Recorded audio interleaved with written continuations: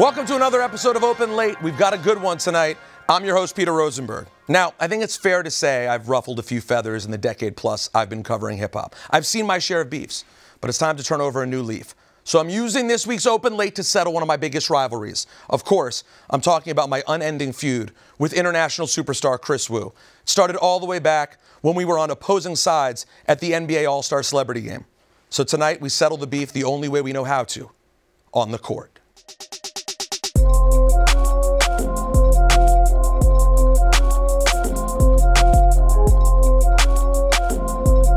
You and I have a little bit of a shared basketball history, by the way. Yep, that's right. The celeb game. Yep, you're right. But the difference is you're a savvy veteran. 3 times? 3 times. And what year was your best year? My best year was probably, I'd say the first year in Toronto. And when Drake was the coach. How many you scored? 7. That's pretty good. But what's better is I had 7 rebounds though. Whoa. 7 rebounds. You were that guy. You were going for it. Yeah, I was going for the boards. Yeah. It's been a long time playing outdoor for me. At all? I don't get to go out in China. Oh, you can't go out at all, huh? Oh, no. Is it weird that, like, in China, you can't walk down the street, and then when you come here, you're able to, like, go to a restaurant and chill somewhat? It's not really weird. I actually appreciate it. Yeah, it feels really good, to be honest. Being out here and just feeling like a normal human being. That's to me what's so cool about your story, is like a lot of people would just be like, yo, you're popping in one world, stay there, you know? But you really want to make it as a rap artist here. Huh? I want to, yeah. I mean, this is what I love, so like, and I've been wanting to do this for a long time, just be that bridge for East and West. What I'm doing right now is the right thing to do and the right thing for youth back home in China, someone to represent. Where did you start learning about hip hop? In Vancouver? In Vancouver. I was just playing basketball like every single day, and really basketball kind of brought me like into this culture too. Like, you know, like that time, like Allen Iverson was huge. And the line was the line between hip hop and basketball was like so blurred. Yeah, exactly. It was like AI was almost as hip hop as he was basketball. Exactly. That's why I feel like basketball is like the 5th element of hip hop. Because of basketball, I started watching NBA a lot. I started realizing that, damn, like all these hip hop music are playing in the background when they're like doing like, when they're playing like shooting basketball and playing basketball. So I was like, okay, let me give this music a shot. Who do you have on your album, by the way? Like featuring? Yeah. Oh, actually, I'm actually telling you this first. Oh, really? Like, no joke, no joke. 3 days ago, I was shooting a music video with Rich the Kid. Wow. So that's a single right crazy. there. Congrats. Yeah. And that's coming out Thursday. Wow. Yeah. And you got a record with Janae? Janae Aiko, yeah. And the music video just dropped a week ago. And when's the album coming? Album is November 2nd. Okay. And this is the first time saying that too. You're dropping all this. Yes, okay, all right. yes. You got a lot coming. Yeah, I got a lot coming. You got Rich the Kid, Janae Aiko. Yeah, Album's November 2nd. What's the name of the album? Antares. The name Antares itself is like, a lot of people won't get what it means. It's actually one of the brightest stars in the galaxy. And in the Western culture, it means that it's the heart of a Scorpio. So I'm actually Scorpio, like my horoscope. Yeah. And then China, it means it's heart of a dragon. And Chinese people actually we call ourselves descendant of the dragon. It's kind of like a guiding force for me. You know, back home they will know who I am, but people out here, a lot of people don't know what you're about. Yeah, exactly. They see your name, they've seen you in the celebrity games, but they may not know what you're all about. Exactly. All right, well, you need a guiding force right now. We're gonna play. We don't have enough time for a full game of force. Okay. How about a game of Wu? Okay, Wu, I like that. 2 letters. 2 letters, there we go. Let's just do a simple one. Oh, come on, don't embarrass. But this hand. That was the left hand underneath? That was the left hand. I don't think I have that. Left hand. Oh. All right. Let's do this. A little T-Mac move. Oh, yeah. Another one that's not suited for me. Oh no, that's not a good one. Oh God! And it looks even worse. That should be both letters. That should be the entire game. Okay, spin move. Oh, come on. Left hand. Get out! Woo, thank God almighty. Nope. No, and then it bounces, then you catch it. Wow. Then I take it back. It was, yeah! Okay. And you missed. What? WW. Let's go. Bro, you're going too deep, bro. You're never gonna make it. Gotta do something here. Oh, that's actually close. My minor victory is just him having to go chase the ball. All right, what you got, Kris? Oh my God. All right, try that, bro. I want you to know if it wasn't wet out here, this would not be the same situation. Come on, Peter. You got. Ah, yes. Woo. Yo, bro, it's a pleasure meeting you, man. Thank you so much for having me. Good luck with the album, bro. Yes, make sure you check. See, that's what the thing is. You can't stop paying attention.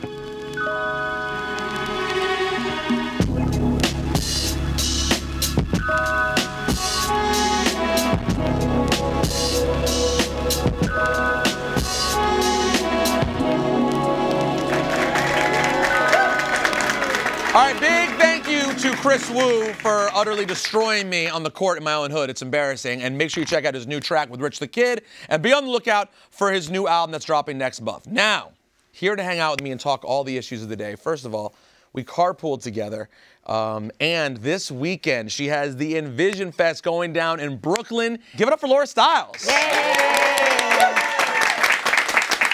Next up, you can catch this man every single week on The Daily Show. Plus, he just got into the sneaker game. Give it up for Roy Wood Jr., everyone. I am a 39-year-old man. He's a 39-year-old man who just discovered sneakers. Yeah, what are these sneakers you have here? All right, guys, this is a tough week because it seems that all the news revolves around Kanye, but I'm just sort of exhausted about talking about Kanye, and I can't really handle the international MAGA tour anymore. So I think it's time to ask a more serious question. Is it time to really seriously worry about Kanye? Roy, I'll start with you. I think in terms of worry, yes, but the bigger question is what can you do?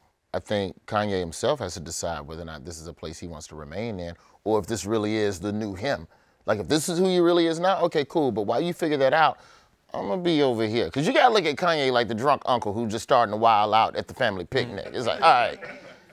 Uncle Willie is on some. We need to be over here while Uncle Willie goes Don't through encourage Uncle Willie. Yeah. I mean, you can't stop him from going back to the bottle, but don't you have to hand him the cup? Laura, are you actually starting to like worry about the guy a little bit? So, as a Kanye fan, right, I'm utterly disgusted and disappointed by everything that I've seen. The other day I was like looking at him, I'm like, this person really needs help. I worry about the people that are around him. Like, what about his family? What about his wife? Like, he just does not look well. His people text him, and then he posts the text messages. Right. So this is 2-3 rants ago when that was happening. Right, yeah. So if John Legend can get through to you. The man has a voice of an angel, for God's sake. Kanye, stop it, Kanye. He's like, nah, I don't stop. It's really sad, though, and it's really sad because a lot of the people who are like Kanye stans also are justifying a lot of this behavior. And to me, it's like, you should be genuinely worried about him. You know how hard it is to not listen to Kanye? Yeah, you have to put in an effort. It's good music. That's one of the hardest boycotts is music and food. Like when they start calling out restaurants, they're like, don't eat there because they mean to the people. I'd be like, you get disappointed, like, damn. Have you had the chicken fingers at Houston? All right, someone we don't have to worry about at all is a man named LeBron James. His season starting with the LA Lakers this week, and in one 48-hour stretch, he dominated the hip-hop conversation. He was Drake's hype man at the Staples Center doing Sicko Mode with Travis Scott. Then he had an interview with Drake on his own TV show where he finally got Drake to open up about Pusha T, his son that we didn't know about, Kanye. So here's my question. Is LeBron James the new king of all media, and do we have to worry about our jobs? Because I'm personally concerned. LeBron coming for everybody money. I know. He coming for Daily Show money. All that shut up and dribble. I said, don't you do that show. You know he got a political show with opinions. No, I didn't know that. Oh, yeah, he got one in pre-production. Oh, he has like 5 or 6 shows in pre-production. He's making other people's shows. Wait, so he's interviewing Drake, so I'm about to be out of a job. He's on camera. He's producing behind camera. It's like Oprah, but if she could dunk. That's what LeBron is right now. And what makes the shop so interesting is that the stuff that's said on the shop, nobody would say in a regular interview. They wouldn't be that frank. Well, because they know that for an interviewer, it's a come-up that they said it. LeBron doesn't need a come-up in theory. So you could just tell him whatever you're comfortable saying. And you all know they have a genuine friendship, though. I think that the reason that Drake opened up so well to him is because he feels safe. That's his friend. So genuinely, he knows that he doesn't have any ulterior motives. He knows that he's going to be able to control the situation. He knows that he's on his side. So it's a special place for him to be able to say things the way he wants to say it. He's not going to get hit with the really hard-hitting questions. But I do want to say, listen, is this hate? Absolutely. But as someone who has made a living in the last 20 years in media, do I think it's great that, like, now when, you know, Kehlani wants to announce that she's pregnant, she goes to Nicki Minaj's show. And when Drake wants to talk about music, he goes to LeBron's show. I don't think it's great for authentic journalism if people only sit with their friends. Right, of course. Because for the record, if you, for example, like if you go sit with someone who's on your payroll or who's your friend, it's just an interlude. It's not really an interview. You're controlling what it is. Yeah, because at no point did LeBron give Drake pushback. Maverick Carter asked a couple of fair questions, which he always does on the shot. But I get what you're saying. If there's a familiarity between the guest and the interviewer, there could be you may not always get. Damn, he felt safe. Yeah, but I get, hold on, but it's the difference between Donald Trump going on Fox News and Donald Trump going on with Leslie Stahl. Well, I get why y'all bothered about it, but for as long as LeBron don't do stand-up comedy, I'm cool. I'm cool. Well, we'll see. I bet you he does. All right, so in that interview that we're talking about from the shop, LeBron and Drake talked about the whole beef with Pusha T and a deeply personal lyric that Drake was clearly offended by. He thought Pusha went too far when he talked about 40 having MS. Quote, "When you mention defenseless people who are sick in the hospital that passed away, that really sent me to a place where, you know, I just believe then and believe now that there's a price you have to pay for that." So the question is, once and for all, is anything off limits in a battle record? No. I'm sorry, no. Because I really feel, listen. Oh, she clapped. It was Minnie. It was Minnie. It was No, because here's the deal. Here's the deal, right? When we've heard other, you know, our past favorites like Nas and Jay-Z, right? He was talking about leaving condoms in baby seats. Like, a battle is a battle. You can't just all of a sudden make rules like, yeah, but you can't talk about this or you can't talk about that or you're gonna get mad. When people are snapping at each other after school at the barbershop, the first person who gets pissed off is the one who's gonna get ready to punch somebody in the face. You automatically lost. People will ridicule you, be like, fam, you couldn't hold it together. Right. It's like when people fight and they go, oh, you didn't give me a chance to square up. We fighting. That's right. I'm trying to knock you out. Right. I gouge, nut kick, whatever I got to do to win, that's what I'm going to do. And lyrically, I feel like it's the same. Where I think we get confused is whether or not there's no penalty for you saying these things. Because Drake also said in that interview that, like, if he saw Pusha, like, he wanted to go at him and make it physical at that point. So if you're willing to say something, if you're willing to go after somebody's friend that has an illness, then you have to be willing to be sneak punched. You have to be prepared to be sneak punched backstage. And you can't say that that's out of line.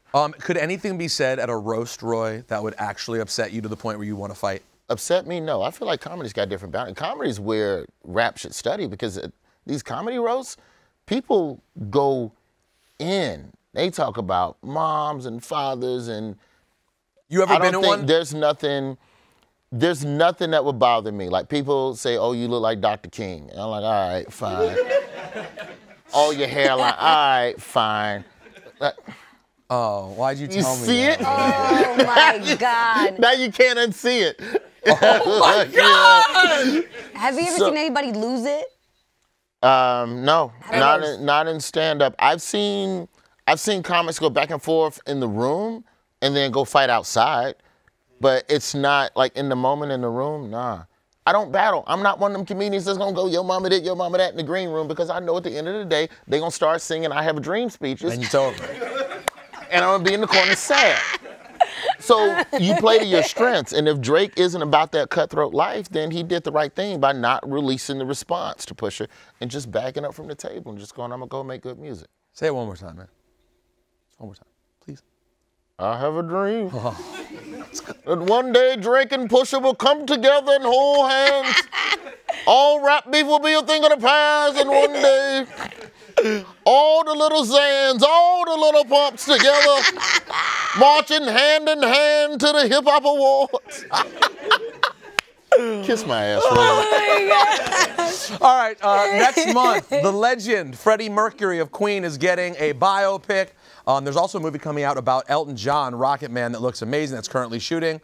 Now, it made me start thinking, hip-hop has had a couple of biopics, but really, it's Biggie, it's Tupac, it's NWA. What other hip-hop biopics do we need? Laura Stylez. I say Lil' Kim. She was the epitome of a feminist, but in a completely different way. Lauryn Hill was kicking knowledge, and all of a sudden, here comes Lil' Kim owning her sexuality and not giving two, I'm not gonna curse. Right. But that's part of the reason we all loved her. And then, you know, the way, like, mainstream fashion icons embraced her. And she's a young black woman from the hood who not in a million years would we ever see that happen. A person like me who grew up in the hood would look at Lil' Kim and be like, wow, that could be me. Well, and I'm sure a lot of people felt like that. For everyone who's watching the Cardi B movie and is being like, yo, I don't mean literally a movie, who's watching this story and going, oh my God, I can't believe how people are accepting Cardi B. You have to understand, it's dope, but that only happened because Kim already did this. Absolutely. She already walked that path from the hood to the fashion runway. That happened already, and now Cardi gets to do the same thing, which is dope. But I think that's a great point. Kim's iconic. Roy? I gotta go deep in the crates on you, man. Here we go. I gotta go Luther Campbell, 2 Live Crew. Woo! Wow. That's phenomenal, bro. There is no hip hop. I can't even stress this enough. There is no hip hop you listen to today that is not possible thanks to Luther Campbell fighting in the United States government. And then you got the court and all that stuff in it too. And white people love court movies, so it'll cross over. Plus the sex. Yeah. Crazy sex parties. They were pulling his albums off the shelves and arresting record store owners who dared to sell it because it had cussing in it, because it had sex in it. And Luke went all the way, that was one case where I think they went to like the state court. Then they went to the Supreme Court for the right to parody and to make fun of other music. So any track where a rapper takes somebody else's beat and make fun over it, any parody song, all that Lonely Island shit on Saturday Night Live doesn't happen without Luther Campbell. But yeah, Luther Campbell, man, that story needs to be told. No, I agree. I am going to go with KRS-One. Oh. From the homeless shelter to being the #1 MC in the game, influence for everybody. It's also the story of hip hop, essentially, because if you go back to KRS's upbringing, you're talking about the mid-'70s in the Bronx. So it's basically the story of hip hop through the eyes of KRS-One, who is hip hop. All right, before I let you guys go, we like to open up the floor to everyone on social media so we can debate a topic of their choosing. This is called Settle It For Me. All right, tonight's Settle It For Me comes from a Twitter user named Raising Guidance. He says, greatest freestyle rap battle artist alive today? So I'll ask you guys, who do you think would be the best freestyler, like actually off the dome freestyler? Yes, I'm ready. Laura, you seem really excited about this because I don't know that anyone can. Black Thought. Oh, you took my answer. Without a doubt. Black Thought, without a doubt. That man is incredible. I've sat and watched him rip an entire crew of people apart. He can literally like rap everything about you, things that he doesn't know, things that he makes up, things about what you're wearing. He's incredible. You took my answer. Give me the battle. I'll take the battle rap. Who do you think would be the best battle rapper? LL Cool J. People forget about LL Cool J because he spent the last 10 years on CBS catching criminals. But the dude was vicious. I'm gonna ask as cannabis. Well, I was gonna ask you a tough question though, because I think Cannabis won that battle. We lost him. Bye, Roy. Bye, Dr. King. No, listen, man. LL won the war because he's LL Cool J. But Second Round Knockout was the best song that came out of that battle. Why do we not acknowledge the Ripper Strikes Back where he answered good. Second Round KO? It wasn't good. You don't listen to the Ripper Strikes Back still. Like, you would put Second Round KO on a mix. Like, it's still a good song. The Ripper Strikes Back was all fast. It was not good. You didn't like Ripper Strikes Back. I'm still on the... No, I don't like Ripper Strikes Back. This my mom, who's a real rap don, who ruled for 15 years and dropped bombs, who count solid gold Grammys and stay calm, LL, while you drop verses at proms. He really liked it. Ladies and gentlemen, the guy who knows the words to Ripper Strikes Back. Make some noise one more time for Roy Wood. Catch him every single week on The Daily Show. And Laura Stylez, real quick, why should people come out this weekend to Envision Festival? Oh, it's going to be amazing. October 20th, Industry City in Brooklyn. We are sponsoring 500 girls from the Lower East Side Girls Club, from the after-school programs of New York City. It's a full day of pop-up shops, incredible panels of women in the industry. We're trying to uplift the youth, so come on out. And it's a dope concert with Tanashi, Danny Lay. We have Saweetie, Malibu Mitch, and more. So come out, support. It's great for the community. Tickets are still available right now. And tickets are available for Complex Con, which is coming up November 3rd and 4th. Open Late will be there live. Now give it up to take us out, araabMUZIK.